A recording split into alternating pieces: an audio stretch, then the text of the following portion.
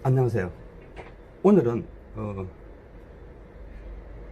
몇 가지 이야기를 하겠습니다. 첫째, 이런 말을 많이 합니다. 그래, 서술 방법, 이런 말을 하죠.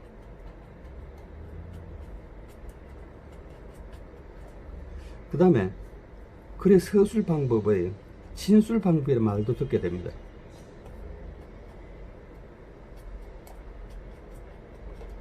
그 다음 흔히 많이 쓰는 말을 중에서 그래, 설명 방법이란 말도 듣습니다.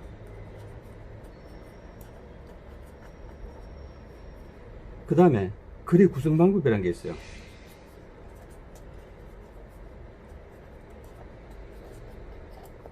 그래서 또 어떤 말을 쓰냐면은 글의 전개 방법이란 말을 써요. 그 다음에 글의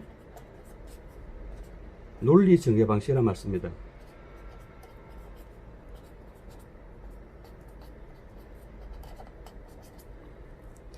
또 뭐냐면은 수능에서 굉장히 많이 사용하고 있는데 글의 논지 전개 방식이라는 말을 씁니다.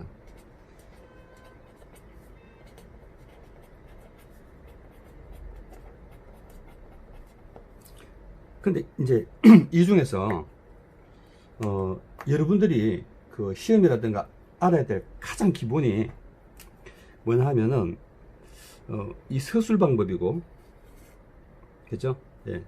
이 진술 방법입니다. 이거는 하나의 같은 말입니다. 서술이나 진술은 같은 말이에요. 그 다음에 이제 두 번째로 뭐냐 하면은 서술 방법의 하위 개념에 뭐가 있냐면 글의 설명 방법이 있습니다. 그 다음에 또 하나는 뭐냐면은 전개 방법을 알아야 돼요. 글의 전개 방법. 구순 방법도 알면 좋아요. 좋은데 제가 오늘은 이 다 이야기하기엔 곤란합니다. 그 다음에 이게 이야기하면 사실 끝이 없어요. 그래서 가장 헷갈리는 게 뭐냐면 그 글의 서술 방법, 진술 방법하고 특히 글의 정리 방법, 특히 뭐냐면 이 부분에서 설명 방법과 전개 방법이 헷갈리 학생들이.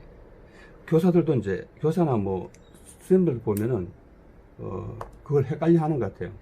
제가 학교에 있을 때도 보면은 이 부분을 구분하지 못하는 선생님들이 꽤 있는 것 같아요. 뭐 이렇게 시험 출제하고 이렇게 이야기를 하다 보면은 그런 것을 자주 느껴요. 자, 그래서 오늘은 이 두 가지를 설명하겠습니다. 기본 개념만 설명하지 제가 이걸 뭐 하나하나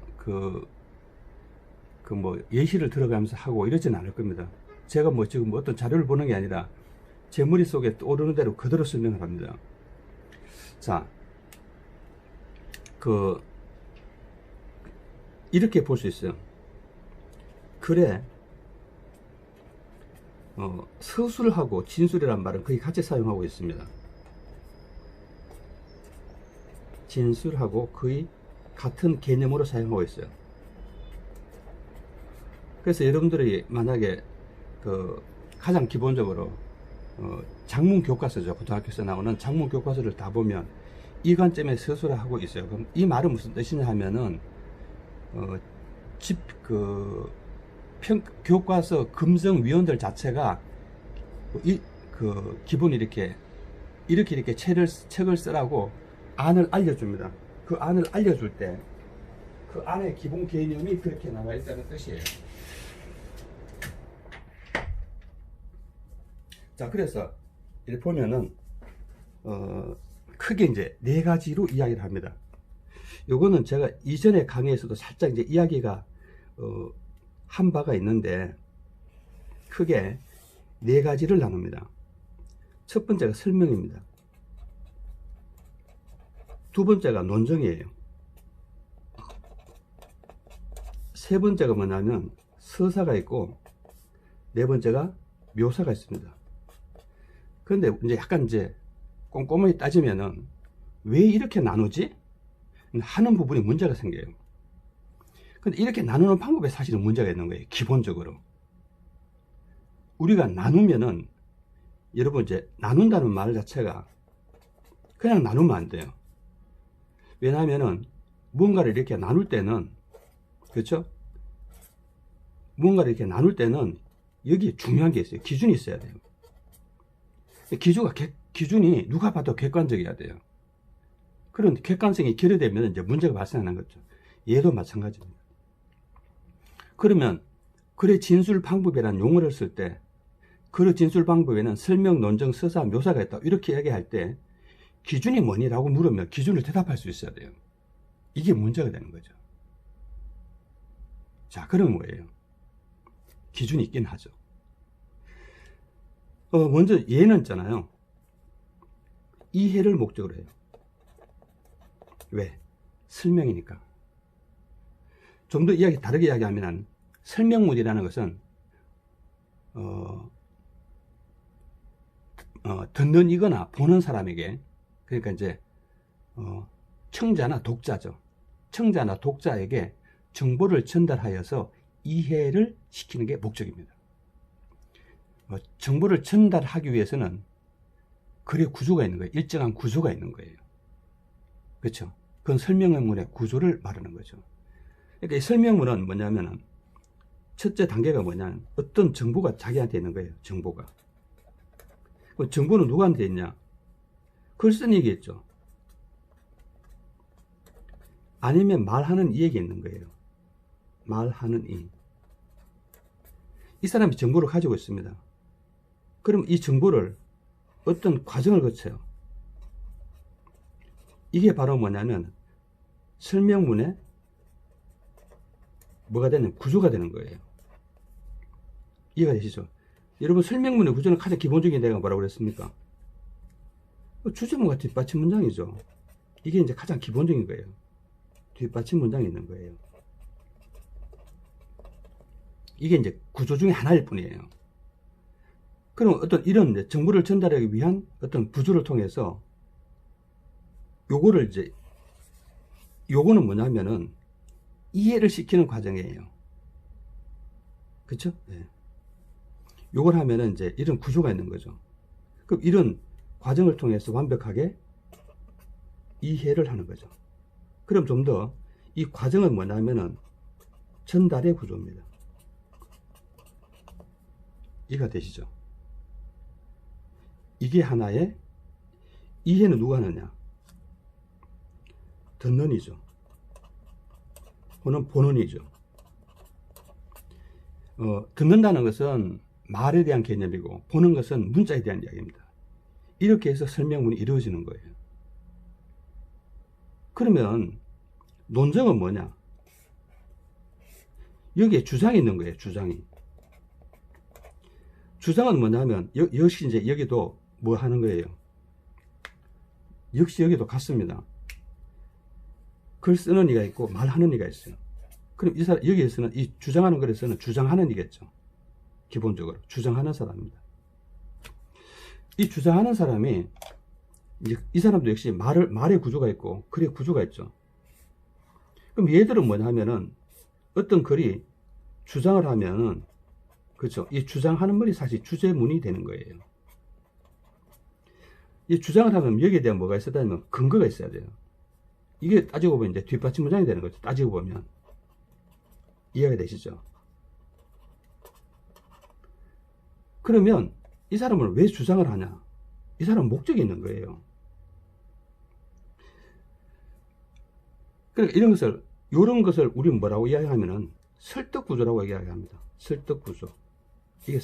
이 구조 자체가, 전달 구조 자체가 설득의 구조를 갖는 거예요. 그게 주장 플러스 논거가 되는 거예요. 근거가 되는 거예요. 그러면 뭐냐면은 여기선 역시 뭐가 있어요? 듣는 이나 보는 이가 있죠. 여기에도 듣거나 보는 것이 있습니다. 그럼 여기서 목적이 뭐냐? 듣는 이나 보는 이가 뭐냐면은 사고나 행동의 변화를 요구하는 거예요.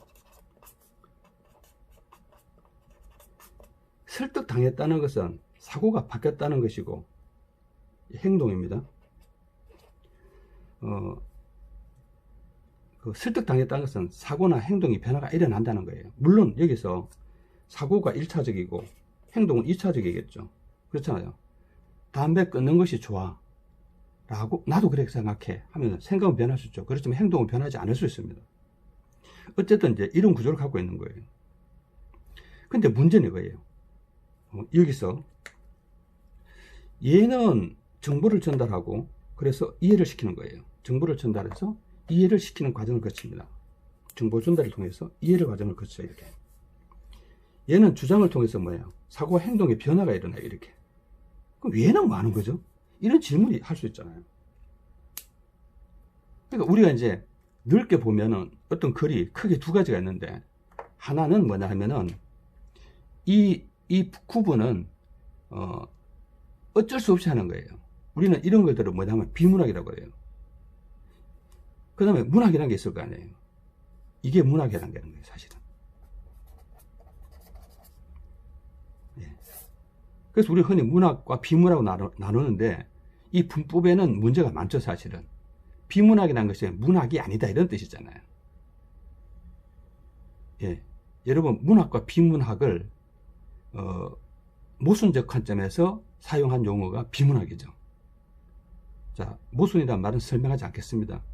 여러분, 이제 여기서 모순은 제가 반대와 대등한 개념으로서 모순이라는 단어를 사용한 말입니다. 자, 어쨌든 그래서 그 문학은 뭐냐? 문학의 목적이 뭐냐? 이건 감동이에요. 문학의 목적은 다른 의견이 있을 수 있습니다. 그런데 일반적으로 이렇게 이야기하는 거예요. 문학은 이해를 시키는 게 아니에요. 그 다음에 사고와 행동의 변화가 아니고 1차적으로 감동이라는 거죠. 그럼 감동은 뭐냐? 이건 정서와 관련된 이야기예요. 기본적으로. 아시겠죠? 그럼 얘는 정서의 문제가 아니에요. 아시겠죠? 논리의 문제죠. 자, 그러면 서사는 문제가 되죠.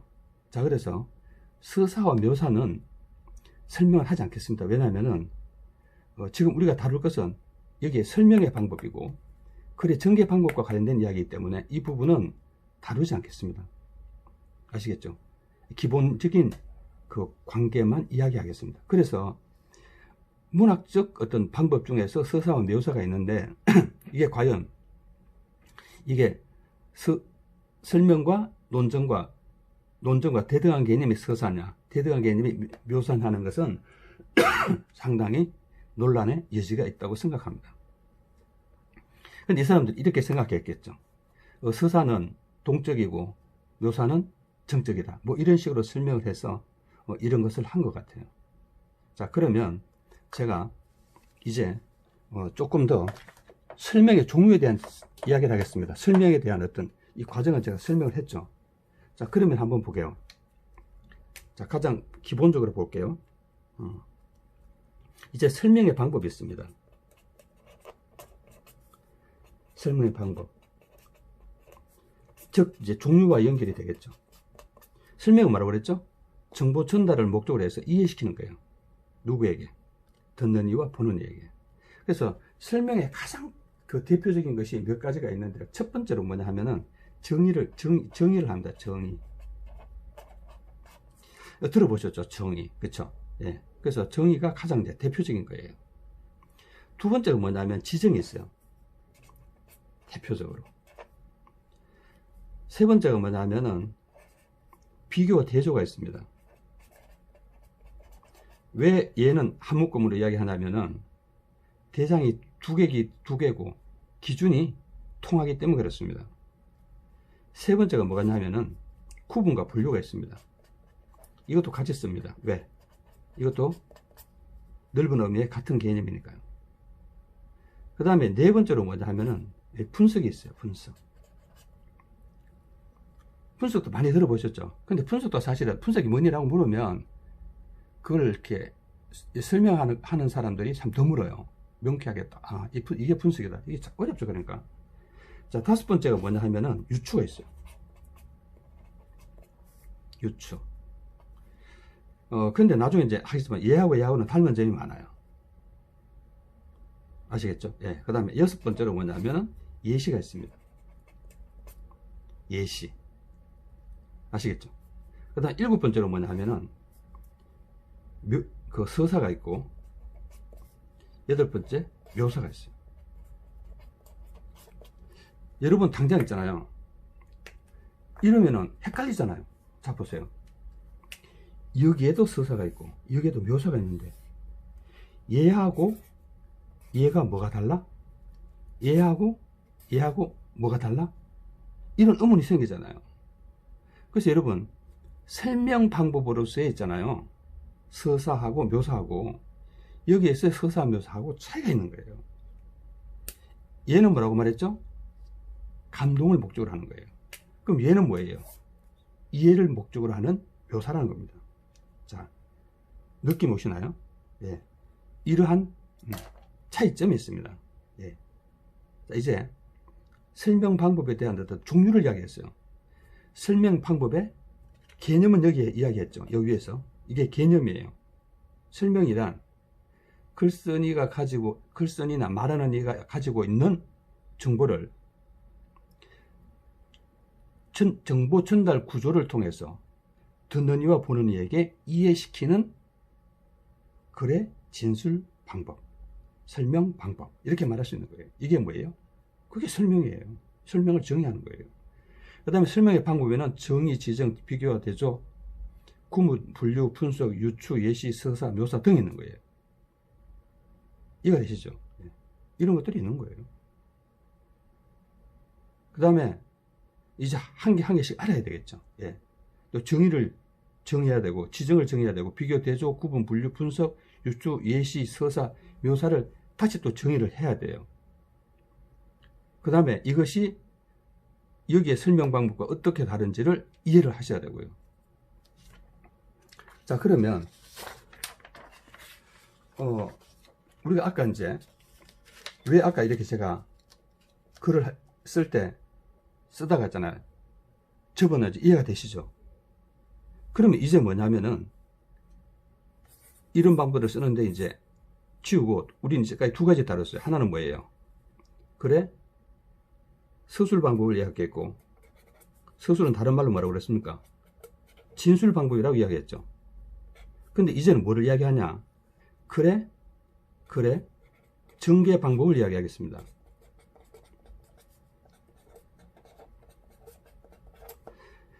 여러분, 글을 쓰는 방법하고 글을 전개하는 차이를 보셔야 돼요. 이건 다른 거죠. 서술은 어떻게 서술은 뭐냐면 글을 쓰는 목적에 따라서 달라지는 거예요. 얘는 글의 과정에 초점을 두는 거예요. 목적이 아니고 얘들은 글이 전개되는 과정, 전개 과정에 초점을 두는 거예요. 그러니까 목적이 다르죠. 전혀 글을 쓰는 방법 자체가 기본이 다 개념이 다른 거예요. 제가 하는 이 말을 일단 이해를 못하면은 또 여기에 대한 설명을 자세하게 해야 돼요.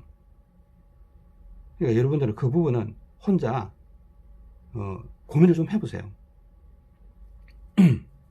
자, 그러면 글의 전개 방법을 이야기할게요. 여러분, 글의 전개 방법이라는 것은 좀 전에 과정이라고 말했잖아요. 얘들은 당연히 뭐가 있어요? 과정이라는 것은 하나의 단계가 있는 거예요. 이렇게.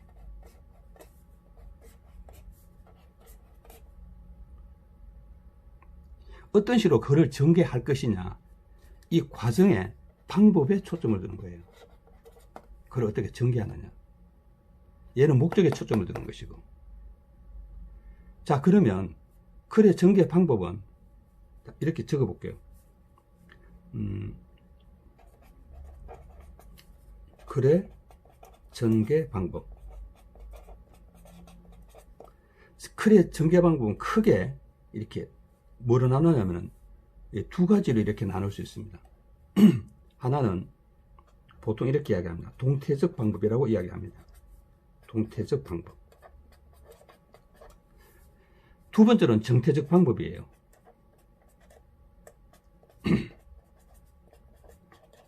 이 두 가지로 나누어집니다. 그 다음에 이제 보통 이제 동태적 방법에 여러 가지가 있는데 대표적인 것이 이제 정입니다. 이런 순간 여기에 정의하고 설명 방법의 정의가 뭐다가 다르지, 이런 머릿 속에 이런 게 오르는 거예요. 생각하셔야 됩니다.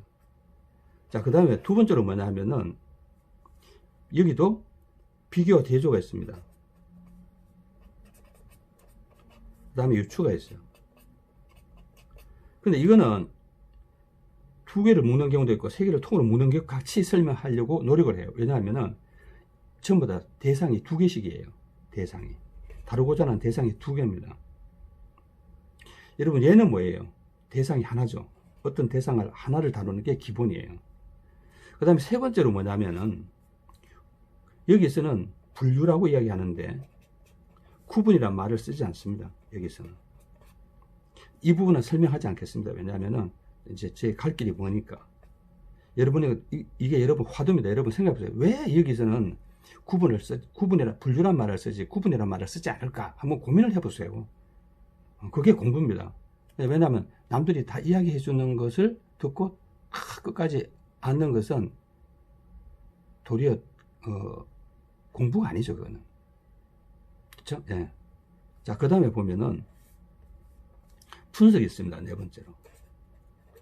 여러분 이 글을 이렇게 보면 글의 설명 방법하고 글의 전개 방법하고 죄송합니다. 여기서 지금 여기가 정태적입니다. 여기가 동태적입니다. 제가 순서를 바꿔서 설명했어요. 자, 그래서 분석이 있습니다. 그 다음에 여기에 뭐가 있냐면 다섯 번째 예시가 있습니다. 그 다음에 여섯 번째 뭐냐면은 묘사가 있어요. 자, 요 정도로 할게요. 요 부분. 자, 그 다음에 동태적인 방법이 있습니다. 동태적인 방법이 있습니다. 동태적인 방법의 대표적인 것이 뭐냐면 서사입니다. 서사. 그 다음에 뭐냐면은 과정이 있어요. 그 다음에 인과가 있습니다. 이렇게 있잖아요. 나누어집니다. 글의 전개 방법.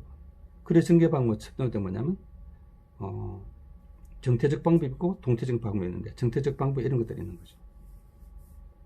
정의, 비교, 대조, 유추, 분류, 분석, 예시, 묘사 이런 거.